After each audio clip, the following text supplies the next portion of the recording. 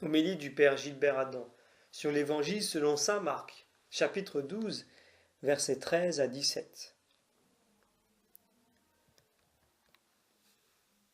Des pharisiens et des hérodiens envoient auprès de Jésus quelques-uns des leurs, afin de le prendre au piège en parole.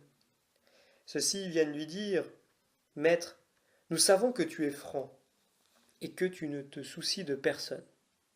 En effet, tu ne regardes pas l'apparence des gens, mais tu enseignes la voie de Dieu selon la vérité.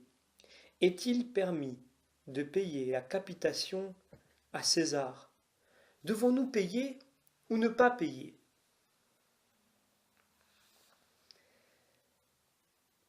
Déjà, nous avons entrevu le dilemme.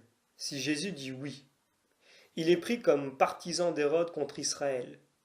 S'il dit non, il est pris comme révolutionnaire contre Hérode. Jésus répondit simplement à ses adversaires avec une tendresse très grande. Apportez ici une pièce de l'impôt à donner à César. D'où vient cette effigie?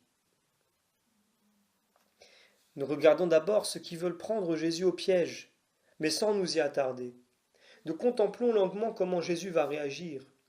Il est vraiment notre exemple, et nous lui demandons de faire de même dans notre vie. Nous portons en nous l'image de Dieu qui est cachée. C'est un secret d'amour. Quand elle est manifestée, elle dit le véritable visage de Dieu qui est amour. De l'image que nous avons de Dieu va découler l'image que nous avons de l'humanité. Continuons la lecture de l'Évangile.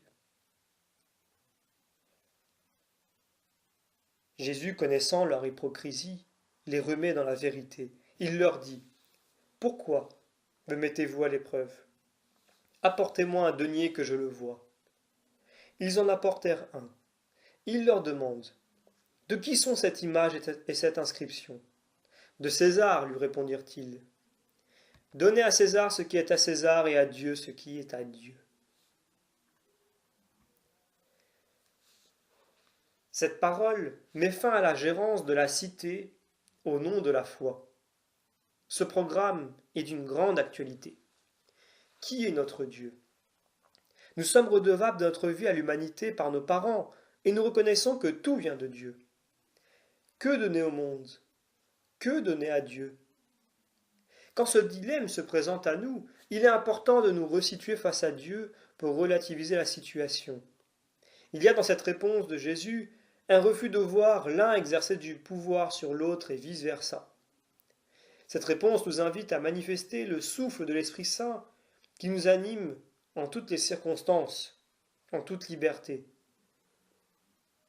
Si le Maître a pris un chemin d'écoute, le disciple lui aussi doit prendre un chemin d'ouverture. Nous terminons par cette phrase de l'Évangile. Et il s'étonnait beaucoup à son sujet. Le Concile Vatican II, avec beaucoup de sagesse, a redit l'autonomie du monde. Mais ce monde n'est pas en dehors de Dieu. Donnez à Dieu ce qui revient à Dieu, pouvons lire dans l'Évangile. Tout revient à Dieu.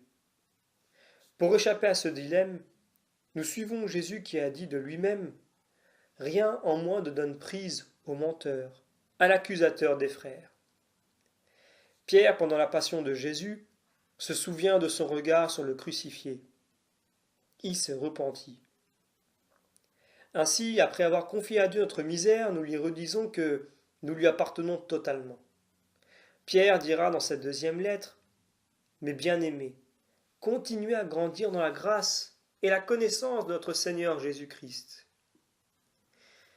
Il ne s'agit pas de vivre dans un autre monde, puisque, comme il est écrit, « Je ne prie pas de les retirer du monde. » Nous voulons rester avec Jésus, l'écouter, apprendre tout de lui.